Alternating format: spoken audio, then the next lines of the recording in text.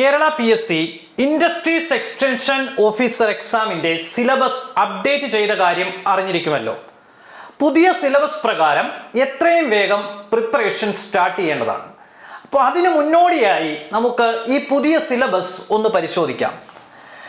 ഇപ്പോഴത്തെ സിലബസിൽ 3 സെക്ഷൻസ് ആണ് മെയിനായും ഉള്ളത്. ഏതൊക്കെയാണവ? Engineering mathematics, engineering physics and engineering chemistry. ഈ ഓരോ സെക്ഷൻ്റെയും വെയിറ്റേജ് പരിശോധിക്കുകയാണെങ്കിൽ എഞ്ചിനീയറിംഗ് മാത്സിൽ നിന്നും 40 മാർക്കിൻ്റെ ചോദ്യങ്ങളും എഞ്ചിനീയറിംഗ് ഫിസിക്സിൽ നിന്നും 30 മാർക്കിൻ്റെ ചോദ്യങ്ങളും എഞ്ചിനീയറിംഗ് കെമിസ്ട്രിയിൽ നിന്നും 30 മാർക്കിൻ്റെ ചോദ്യങ്ങളുമാണ് നമുക്ക് എക്സ്പെക്ട് ചെയ്യാൻ കഴിയുക. ഈ വെയിറ്റേജ് കാണുമ്പോൾ തന്നെ ഈ എല്ലാ സെക്ഷൻസും ഇമ്പോർട്ടൻ്റ് ആണ് എന്ന കാര്യം വ്യക്തമാകും. ഇതിൽ തന്നെ എഞ്ചിനീയറിംഗ് ഫിസിക്സിൻ്റെ സിലബസ് നമുക്ക് കുറച്ചുകൂടി ഡീറ്റെയിൽ ആയിട്ട് ഒന്ന് അനലൈസ് ചെയ്യാം.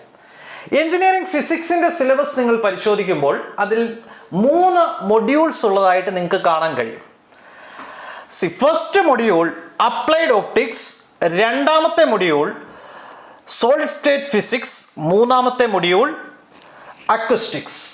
ഇതിൽ ആദ്യത്തെ മൊഡ്യൂൾ നോക്കുകയാണെങ്കിൽ അതിൽ 10 മാർക്കിൻ്റെ ക്വസ്റ്റ്യൻസ് ആണ് അപ്ലൈഡ് ഒപ്റ്റിക്സിൽ നിന്നും ഉണ്ടാവുക. അതിൽ ഇമ്പോർട്ടൻ്റ് ആയിട്ടുള്ള ടോപ്പിക്കുകൾ ഏതൊക്കെയാണ്?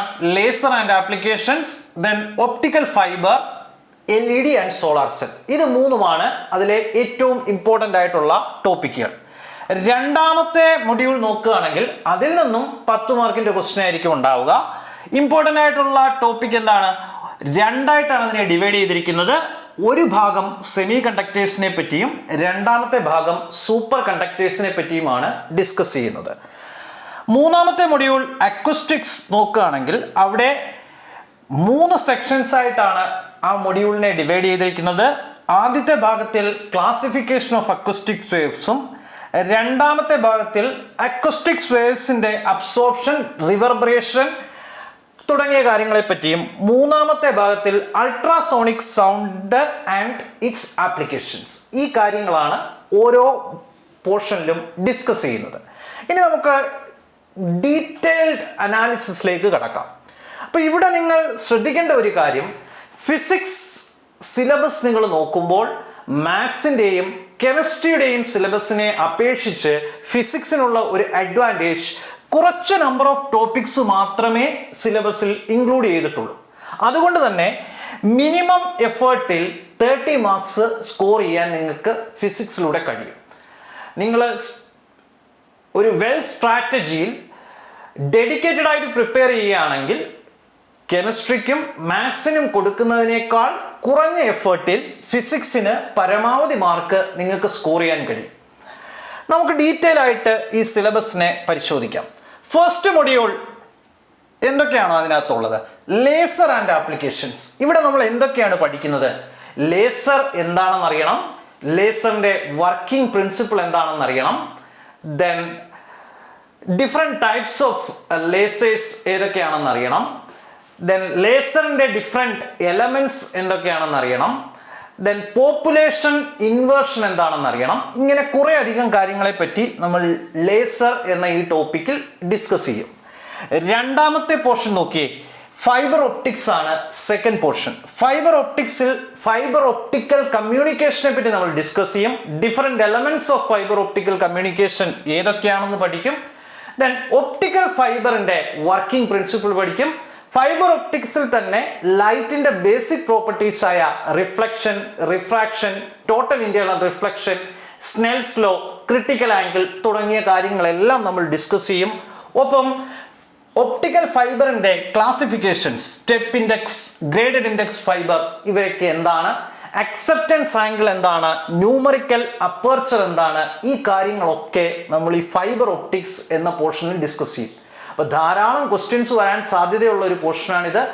അതുപോലെ തന്നെ നമുക്ക് നല്ല രീതിയിൽ ന്യൂമറിക്കൽസും ഈ പോർഷനിൽ നിന്നും എക്സ്പെക്ട് ചെയ്യാം. മൂന്നാമത്തെ ഭാഗം നോക്കി, ഫോട്ടോണിക്സ് ആണ് തേർഡ് പോർഷൻ. അവിടെ നമ്മൾ ഡിസ്കസ് ചെയ്യുന്നത് ലൈറ്റ് എമിറ്റിംഗ് ഡയോഡിനെ പറ്റിയും സോളാർ സെല്ലിനെ പറ്റിയുമാണ്.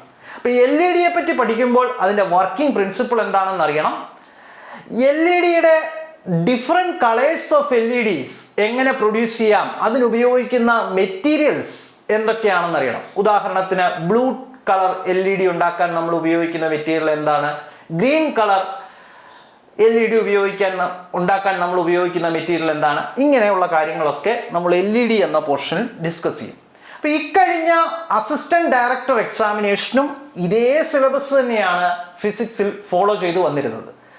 ഈ അസിസ്റ്റന്റ് ഡയറക്ടർ എക്സാമിനേഷന് ചോദിച്ച ചില ക്വസ്റ്റ്യൻസ് നമുക്കൊന്ന് പരിചയപ്പെടാം. ഈ ആദ്യത്തെ പോർഷൻ ലേസർ ആൻഡ് ആപ്ലിക്കേഷനിൽ നിന്നും ചോദിച്ച ക്വസ്റ്റ്യൻ ആണിത്. The ratio between Einstein coefficient for spontaneous and stimulus emission is. 4 options തന്നിട്ടുണ്ട്. അപ്പോൾ ഇത് നിങ്ങൾ ആൻസർ ചെയ്യണമെങ്കിൽ ലേസറിന്റെ വർക്കിംഗ് പ്രിൻസിപ്പിൾ എന്താണെന്ന് അറിയണം. ആ പോർഷനിൽ നമ്മൾ ഡിസ്കസ് ചെയ്യുന്ന ടോപ്പിക്കാണ് ഈ ക്വസ്റ്റ്യൻ. ഈ ആദ്യത്തെ മൊഡ്യൂളിൽ നിന്നും 5 ക്വസ്റ്റ്യൻസ് ആണ് AD എക്സാമിന് ചോദിച്ചേക്കുന്നത്. ബാക്കി ക്വസ്റ്റ്യൻസ് ഏതൊക്കെയാണെന്ന് നോക്കാം. രണ്ടാമത്തെ ക്വസ്റ്റ്യൻ നോക്കൂ. A Ruby laser pulse is contributed by 3 × 10⁻20 chromium ions. Calculate the energy of the pulse if the wavelength is 6630 angstrom. അപ്പോൾ ഇവിടെ ന്യൂമറിക്കൽ ആണ് ചോദിച്ചേക്കുന്നത്. ലേസർ എന്ന ടോപ്പിക്കിൽ നിന്നുള്ള ഒരു ന്യൂമറിക്കൽ ക്വസ്റ്റ്യൻ ആണ് ചോദിച്ചേക്കുന്നത്. സോ ആദ്യത്തെ മൊഡ്യൂളിൻ്റെ ആദ്യത്തെ പോർഷനിൽ നിന്ന് തന്നെ 2 ക്വസ്റ്റ്യൻസ് അസിസ്റ്റന്റ് ഡയറക്ടർ എക്സാമിനേഷന് ചോദിച്ചിട്ടുണ്ട്. അടുത്ത ക്വസ്റ്റ്യൻ നിങ്ങൾ നോക്കുകയാണെങ്കിൽ ഇത് ആദ്യത്തെ മൊഡ്യൂളിൻ്റെ രണ്ടാമത്തെ പോർഷനായ ഫൈബർ ഒപ്റ്റിക്സിൽ നിന്നും ചോദിച്ചേക്കുന്ന ക്വസ്റ്റ്യൻ ആണ്. ഫൈബർ ഒപ്റ്റിക്സിൽ നമ്മൾ അക്സെപ്റ്റൻസ് ആംഗിളിനെ പറ്റി ഡിസ്കസ് ചെയ്യുന്നുണ്ട്. ആ അക്സെപ്റ്റൻസ് ആംഗിളിൻ്റെ ഇക്വേഷൻ എന്താണ് എന്നാണ് ചോദിച്ചേക്കുന്നത്. ഒരു ഒപ്റ്റിക്കൽ ഫൈബറിന്റെ കോറിന്റെയും ക്ലാഡിങ്ങിന്റെയും റിഫ്രാക്റ്റീവ് ഇൻഡെക്സ് നിങ്ങൾക്ക് തന്നിട്ടുണ്ട്. ആ റിഫ്രാക്റ്റീവ് ഇൻഡെക്സിന്റെ ടേംസിൽ അക്സെപ്റ്റൻസ് ആംഗിളിന്റെ ഇക്വേഷൻ എന്താണെന്നാണ് ഈ ക്വസ്റ്റ്യനിൽ ചോദിച്ചിരിക്കുന്നത്. അടുത്ത ക്വസ്റ്റ്യൻ നിങ്ങളൊന്ന് പരിശോധിക്കുകയാണെങ്കിൽ നെക്സ്റ്റ് ക്വസ്റ്റ്യൻ നോക്കുകയാണെങ്കിൽ ഇത് ഒപ്റ്റിക്കൽ ഫൈബറിൽ നിന്ന് തന്നെ ചോദിച്ചേക്കുന്ന ക്വസ്റ്റ്യൻ ആണ്. സിമ്പിൾ ക്വസ്റ്റ്യൻ ആണ്. The sensing medium in an intrinsic optical fibre sensor is dash. ഇതാണ് അടുത്ത ക്വസ്റ്റ്യൻ. അടുത്ത ക്വസ്റ്റ്യൻ ചോദിച്ചേക്കുന്നത് LED എന്ന പോർഷനിൽ നിന്നാണ്. ഞാൻ നേരത്തെ പറഞ്ഞതുപോലെ which material is commonly use for the production of blue LEDs. LED colour പറഞ്ഞിട്ട് ആ കളർ കിട്ടാൻ ഏത് മെറ്റീരിയൽ ഉപയോഗിച്ച് LED ഉണ്ടാക്കണം എന്നാണ് ഈ ക്വസ്റ്റ്യന് ചോദിച്ചേക്കുന്നത്. അപ്പോൾ ഇവിടെ നോക്കി, ഇപ്പോൾ നമ്മൾ 5 ക്വസ്റ്റ്യൻസ് AD കണ്ടു. ഈ 5 ക്വസ്റ്റ്യൻസും മൊഡ്യൂൾ 1 നിന്നാണ് ചോദിച്ചിരിക്കുന്നത്. IO വരുമ്പോൾ എന്താണ് പ്രത്യേകത?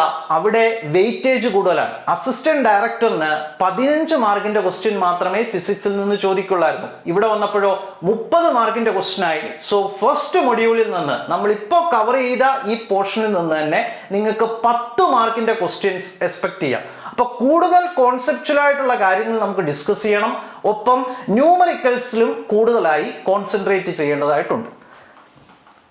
രണ്ടാമത്തെ മൊഡ്യൂൾ നോക്കൂ. സോളിഡ് സ്റ്റേറ്റ് ഫിസിക്സ് ആണ് രണ്ടാമത്തെ മൊഡ്യൂൾ. ഈ രണ്ടാമത്തെ മൊഡ്യൂളിനെ മെയിൻലി 2 പോർഷൻസ് ആയിട്ട് ഡിവൈഡ് ചെയ്തിട്ടുണ്ട്. ഫസ്റ്റ് പാർട്ട് സെമി കണ്ടക്ടേഴ്സിനെ പറ്റിയാണ് ഡിസ്കസ് ചെയ്യുന്നത്. രണ്ടാമത്തെ പാർട്ടിൽ സൂപ്പർ കണ്ടക്ടേഴ്സിനെ പറ്റിയാണ് ഡിസ്കസ് ചെയ്യുന്നത്.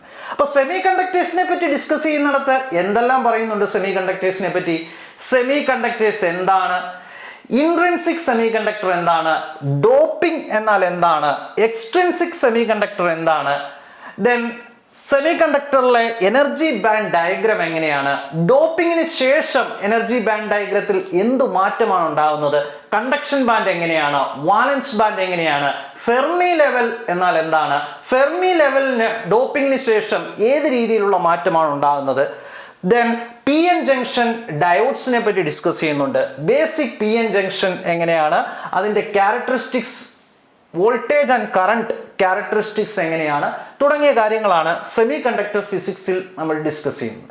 ഇനി സൂപ്പർ കണ്ടക്ടറിലേക്ക് വരികയാണെങ്കിലോ എന്താണ് സൂപ്പർ കണ്ടക്ടർ എന്ന് ഡിസ്കസ് ചെയ്യണം. ട്രാൻസിഷൻ ടെമ്പറേച്ചർ അഥവാ ക്രിട്ടിക്കൽ ടെമ്പറേച്ചർ എന്താണെന്ന് അറിയണം. ക്രിട്ടിക്കൽ ഫീൽഡ് എന്താണെന്ന് അറിയണം. സൂപ്പർ കണ്ടക്ടേഴ്സിൻ്റെ ടൈപ്പ് 1 ടൈപ്പ് 2 ക്ലാസിഫിക്കേഷൻ എങ്ങനെയാണ് ചെയ്യുന്നതെന്ന് അറിയണം. എന്താണ് type 1 and type 2 superconductors തമ്മിലുള്ള ഡിഫറൻസ് എന്നറിയണം. മീസ്നർ എഫക്റ്റ് എന്താണെന്നറിയണം. ദെൻ സൂപ്പർ കണ്ടക്ടറിന്റെ വർക്കിംഗ് പ്രിൻസിപ്പിൾ ആയിട്ട് പറയുന്ന BCS തിയറി അല്ലെങ്കിൽ ബാർഡീൻ കൂപ്പർ ഷെയ്ഫർ തിയറി അതെന്താണെന്ന് അറിയണം. Then applications of super conductors എന്തൊക്കെയാണെന്ന് ഡിസ്കസ് ചെയ്യണം. അപ്പോൾ ഇവിടെ നമുക്ക് കുറേ അധികം കോൺസെപ്ച്വൽ കാര്യങ്ങൾ ഡിസ്കസ് ചെയ്യാനുണ്ട്. ഒപ്പം ന്യൂമറിക്കൽസും സൂപ്പർ കണ്ടക്ടേഴ്സിൽ നിന്നും സെമി കണ്ടക്ടേഴ്സിൽ നിന്നും ചോദിക്കാൻ സാധ്യതയുണ്ട്. AD എക്സാമിന് ചോദിച്ച ക്വസ്റ്റ്യൻസ് നമുക്കൊന്ന് പരിശോധിക്കാം. ഫസ്റ്റ് ക്വസ്റ്റ്യൻ നോക്കൂ. The Fermi level in an N type semiconductor lies. ഇതാണ് ആദ്യത്തെ ചോദ്യം. ഇത് സെമി കണ്ടക്ടേഴ്സിനകത്തെ എക്സ്ട്രിൻസിക് സെമി കണ്ടക്ടറിനകത്ത് ഫെർമി ലെവൽ എന്താണ് എന്നറിഞ്ഞാൽ, അതിന് എന്ത് മാറ്റമാണ് ഡോപ്പിങ്ങിന് ശേഷം ഉണ്ടാകുക എന്നറിഞ്ഞാൽ മാത്രമേ ഈ ക്വസ്റ്റ്യൻ ആൻസർ ചെയ്യാൻ കഴിയുള്ളൂ. അടുത്ത ക്വസ്റ്റ്യൻ നോക്കിയേ.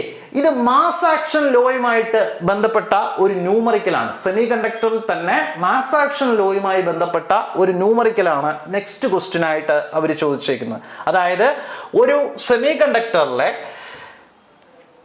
ഇൻട്രിൻസിക് കാരിയർ കോൺസെൻട്രേഷൻ തന്നിട്ടുണ്ട്, അതിലെ ഡോണർ കോൺസെൻട്രേഷൻ തന്നിട്ടുണ്ട്. അങ്ങനെയാണെങ്കിൽ ഹോൾ കോൺസെൻട്രേഷൻ എങ്ങനെ കണ്ടുപിടിക്കാം? ഇത് അറിയണമെങ്കിൽ മാസ് ആക്ഷൻ ലോ അറിയണം. അത് വെച്ചിട്ട് ഈ ന്യൂമറിക്കൽ സോൾവ് ചെയ്യാൻ കഴിയും. അടുത്ത ക്വസ്റ്റ്യൻ നോക്കൂ. ഇനി സൂപ്പർ കണ്ടക്ടേഴ്സുമായിട്ട് ബന്ധപ്പെട്ട ക്വസ്റ്റ്യൻ ആണ് ചോദിച്ചേക്കുന്നത്. BCS theory.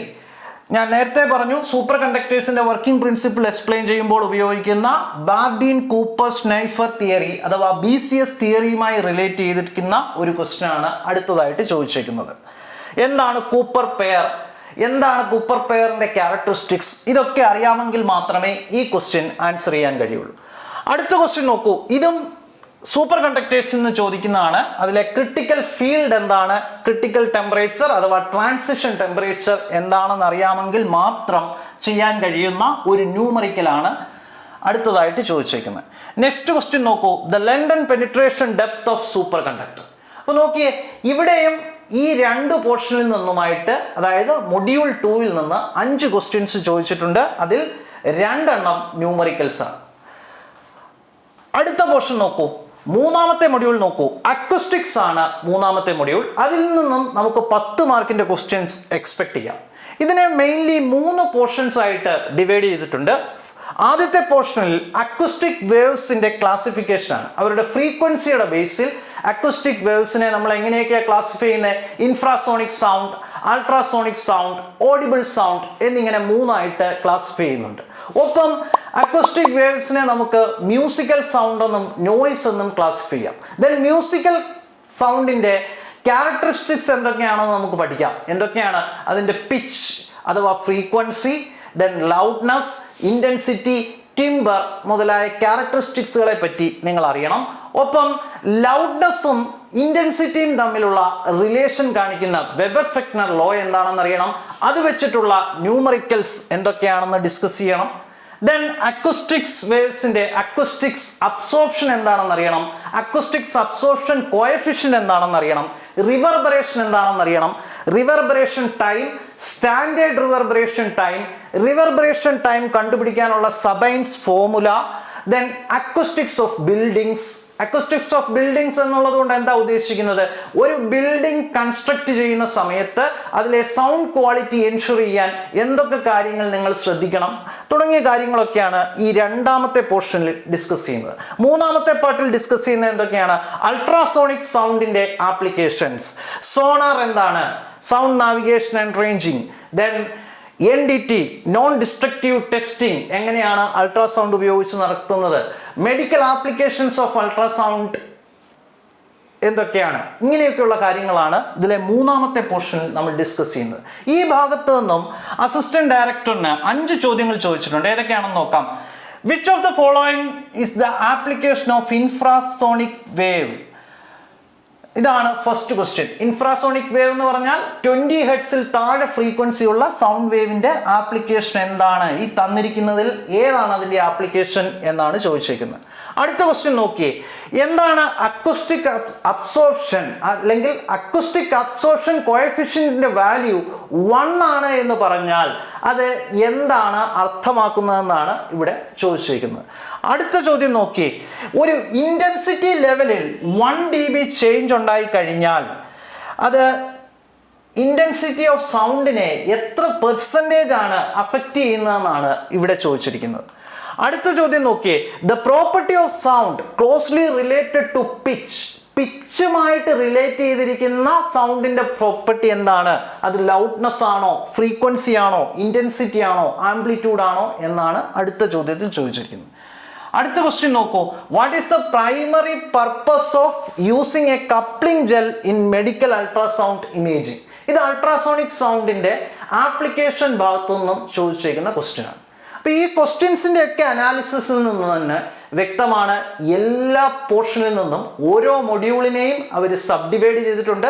ആ ഓരോ സബ് ഡിവൈഡ് ചെയ്തിരിക്കുന്ന പോർഷനിൽ നിന്നും അവർ ക്വസ്റ്റ്യൻസ് ചോദിച്ചിട്ടുണ്ട്. അത് ന്യൂമറിക്കൽസും ചോദിച്ചിട്ടുണ്ട്, കോൺസെപ്റ്റ് ബേസ്ഡ് അല്ലെങ്കിൽ തിയററ്റിക്കൽ ക്വസ്റ്റ്യൻസും ചോദിച്ചിട്ടുണ്ട്. അപ്പം ഇത്രയും കാര്യങ്ങളാണ് എഞ്ചിനീയറിംഗ് ഫിസിക്സ് സിലബസിനെ പറ്റി നമുക്ക് ഡിസ്കസ് ചെയ്യാനുള്ളത്. നമ്മൾ സിലബസിൻ്റെ ഒരു ഓവർവ്യൂ കണ്ടു, ഡിഫറെൻറ്റ് ക്വസ്റ്റ്യൻസ് AD എക്സാമിന് ഈ സിലബസിൽ നിന്ന് ചോദിച്ച ക്വസ്റ്റ്യൻസ് കണ്ടു. ഇനി നമ്മൾ ഈ പറഞ്ഞ കാര്യങ്ങളിൽ നിങ്ങൾ ഏറ്റവും ഇമ്പോർട്ടൻ്റ് ആയിട്ട് നോട്ട് ചെയ്യേണ്ട കാര്യങ്ങൾ എന്തൊക്കെയാണ്? IAയുടെ മുൻ വർഷങ്ങളിൽ PSC നൽകിയിട്ടുള്ള സിലബസുകളിൽ നിന്ന് വ്യത്യസ്തമായി പുതിയൊരു സിലബസാണ് ഇത്തവണ നൽകിയിരിക്കുന്നത്. പുതിയ സിലബസ് എന്ന് പറയുമ്പോൾ IAO എക്സാമിന് അത് പുതിയ സിലബസ് ആണെങ്കിലും ഇക്കഴിഞ്ഞ അസിസ്റ്റന്റ് ഡയറക്ടർ എക്സാമിന് ചോദിച്ച അതേ സിലബസ് ആണ് എഞ്ചിനീയറിംഗ് ഫിസിക്സിൽ IAO എക്സാമിന് നൽകിയിരിക്കുന്നത്. പിന്നെ എന്താണ് ഇവർ തമ്മിലുള്ള വ്യത്യാസം? അസിസ്റ്റന്റ് ഡയറക്ടർ എക്സാമിന് ഇതേ സിലബസിൽ നിന്ന് 15 മാർക്കിന് 15 ചോദ്യങ്ങളാണ് ചോദിച്ചതെങ്കിൽ IAO എക്സാമിന് സെയിം സിലബസിന് 30 മാർക്കിന് 30 ചോദ്യങ്ങളാണ് ചോദിക്കുന്നത്. അതായത് ക്വസ്റ്റ്യൻസിൻ്റെ എണ്ണം ഡബിളായി, അതിൻ്റെ വെയിറ്റേജും ഡബിളായി. അപ്പോൾ നിങ്ങളുടെ പ്രിപ്പറേഷൻസും അതിനനുസരിച്ച് നിങ്ങൾ ഇമ്പ്രൂവ് ചെയ്യണം. നിങ്ങളുടെ കോൺസെപ്റ്റ്സ് നിങ്ങൾ കൂടുതലായി ബിൽഡ് ചെയ്യണം, ഒപ്പം ന്യൂമറിക്കൽസും കൂടുതലായി പ്രാക്ടീസ് ചെയ്യണം. 15 ചോദ്യങ്ങൾ ചോദിച്ചിടത്താണ് 30 ക്വസ്റ്റ്യൻസ് ചോദിക്കുന്നത്. അപ്പോൾ എല്ലാ ഏരിയയിൽ നിന്നും കൂടുതൽ ചോദ്യങ്ങൾ ചോദിക്കാനുള്ള സാധ്യതയുണ്ട്, കൂടുതൽ ന്യൂമറിക്കൽസ് നമുക്ക് എക്സ്പെക്റ്റ് ചെയ്യുകയും ചെയ്യാം. അതിനനുസരിച്ച് പ്രിപ്പറേഷൻ സ്ട്രാറ്റജി ഇംപ്രൂവ് ചെയ്യണം. മറ്റൊരു കാര്യം, എഞ്ചിനീയറിംഗ് മാത്സിനെയും എഞ്ചിനീയറിംഗ് കെമിസ്ട്രി സിലബസിനെയും വെച്ച് നോക്കുമ്പോൾ എഞ്ചിനീയറിംഗ് ഫിസിക്സ് സിലബസിനുള്ള അഡ്വാൻറ്റേജ്, നിങ്ങൾ ആ സിലബസ് വിശദമായിട്ടൊന്ന് പരിശോധിച്ചാൽ നിങ്ങൾക്ക് മനസ്സിലാകും. എഞ്ചിനീയറിംഗ് ഫിസിക്സ് സിലബസിൽ ഇൻക്ലൂഡ് ചെയ്തേക്കുന്ന ടോപ്പിക്സിൻ്റെ എണ്ണം മാത്സിനെയും കെമിസ്ട്രിയെയും അപേക്ഷിച്ച് വളരെ കുറവാണ്. അതായത് കുറച്ച് ടോപ്പിക്കുകളെ ഉള്ളെങ്കിൽ കുറഞ്ഞ സമയം കൊണ്ട് നമുക്ക് എഞ്ചിനീയറിംഗ് ഫിസിക്സിൻ്റെ സിലബസ് കവർ ചെയ്യാൻ കഴിയും. എക്സ്ട്രാ കിട്ടുന്ന ടൈം നിങ്ങളുടെ കോൺസെപ്റ്റ്സ് ബിൽഡ് ചെയ്യാനും ഒപ്പം ന്യൂമറിക്കൽസ് കൂടുതലായി പ്രാക്ടീസ് ചെയ്യാനും നമുക്ക് ഉപയോഗിക്കാം. അങ്ങനെ വരുമ്പോൾ പരമാവധി മാർക്ക് എഞ്ചിനീയറിംഗ് ഫിസിക്സിൽ നിന്നും സ്കോർ ചെയ്യാൻ കഴിയും. സിലബസ് ടോപ്പിക്സ് കുറവാണെങ്കിലും മാർക്സിൽ എഞ്ചിനീയറിംഗ് കെമിസ്ട്രിയുടെ അതേ മാർക്ക് തന്നെയാണ് എഞ്ചിനീയറിംഗ് ഫിസിക്സിനും. എഞ്ചിനീയറിംഗ് കെമിസ്ട്രിയുടെയും വെയിറ്റേജ് 30 മാർക്കാണ്, എഞ്ചിനീയറിംഗ് ഫിസിക്സിൻ്റെയും മാർക്ക് 30 മാർക്സ്. അപ്പോൾ നോക്കിയേ, കുറഞ്ഞ സിലബസിൽ വളരെ കുറഞ്ഞ സമയം കൊണ്ട് കുറഞ്ഞ എഫേർട്ടിൽ കൂടുതൽ മാർക്ക് സ്കോർ ചെയ്യാൻ എഞ്ചിനീയറിംഗ് ഫിസിക്സിൻ്റെ പ്രിപ്പറേഷനിലൂടെ നിങ്ങൾക്ക് സാധിക്കും. സിലബസ് മാറി എന്ന് കരുതി ആരും പാനിക് ആവേണ്ട ആവശ്യമില്ല. കാരണം ഈ മാറ്റം എല്ലാവർക്കും ബാധകമാണ്. എല്ലാവരും ഈ പുതിയ സിലബസിലാണ് പ്രിപ്പറേഷൻ സ്റ്റാർട്ട് ചെയ്യാൻ പോകുന്നത്. ഇനി നമ്മുടെ മുന്നിൽ 84 ദിവസങ്ങളുണ്ട്. ഈ 84 ദിവസങ്ങൾ എങ്ങനെ എഫിഷ്യൻ്റായി യൂട്ടിലൈസ് ചെയ്യുന്നു എന്നതാണ് റാങ്ക് ഡിസൈഡിങ് ഫാക്ടർ. ഈ 84 ദിവസങ്ങൾ പ്രോപ്പറായി ഉപയോഗിക്കുകയാണെങ്കിൽ ഒരു കൃത്യമായ പ്ലാനിങ്ങോടുകൂടി വ്യക്തമായ ഒരു സ്ട്രാറ്റജിയിൽ സിസ്റ്റമാറ്റിക്കായിട്ട് ഈ സിലബസ് കവർ ചെയ്യാൻ നിങ്ങൾക്ക് കഴിയും. ഏതൊക്കെ ഏരിയാസാണ് ഇമ്പോർട്ടൻറ്റ്, ഏതൊക്കെ ഏരിയാസാണ് കൂടുതൽ ന്യൂമറിക്കൽസ് ചോദിക്കാൻ സാധ്യതയുള്ളത് എന്നൊക്കെ ഐഡൻറ്റിഫൈ ചെയ്ത് കൃത്യമായ പ്ലാനിങ്ങിൽ വ്യക്തമായ സ്ട്രാറ്റജിയിൽ സിസ്റ്റമാറ്റിക്കായി പഠിക്കുകയാണെങ്കിൽ സിമ്പിളായി ഈ റാങ്ക് ലിസ്റ്റിൽ നിങ്ങൾക്കിടം നേടാൻ കഴിയും. അതിന് നിങ്ങൾക്ക് എല്ലാവർക്കും കഴിയട്ടെ എന്ന് ആശംസിക്കുന്നു. Thank you.